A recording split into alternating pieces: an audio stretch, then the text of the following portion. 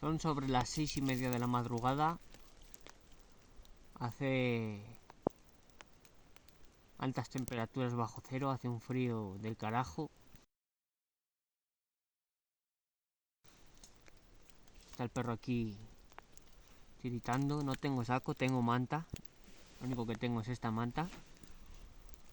Mi prioridad a la hora de hacer este refugio ha sido que el viento viene arrastrando nieve y ventiscas desde el suroeste, ¿vale? Entonces me he encargado de hacer aquí una buena pared y asegurarme de que no me pase el frío ni nada, ni el viento, porque si no, no vas a pasar la noche. Porque lo importante es eso, que te cubra de la inclemencia climática. He creado una buena pared de vegetación que me cubra de ello. Luego, un buen techado de vegetación. Todo este refugio está hecho principalmente el chasis, es decir, los pilares. Es un entramado de rama de pino y posteriormente lo he reforzado con ramaje de pino fino y con brezo.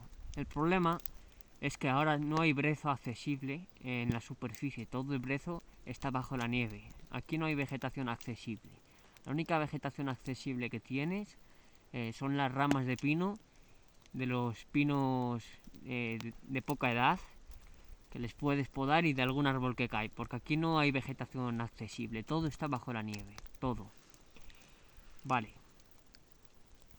En la parte que está mirando hacia abajo de la ladera, como el viento nocturno es catabático, no le he prestado demasiada atención para pasar la noche, ¿vale? Porque no me va a venir el viento de abajo de la ladera para mí. En cambio, por la noche sí me viene el viento de arriba para abajo. Por eso he reforzado bastante la zona superior del refugio, es decir, la parte que mira hacia arriba de la ladera.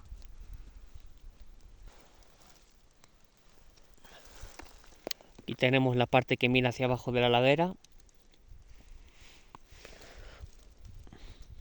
Esta es la parte que mira hacia el suroeste, por donde vienen las ventiscas. Aquí podéis ver en qué se basa el refugio. Tenemos aquí un pilar, aquí otro.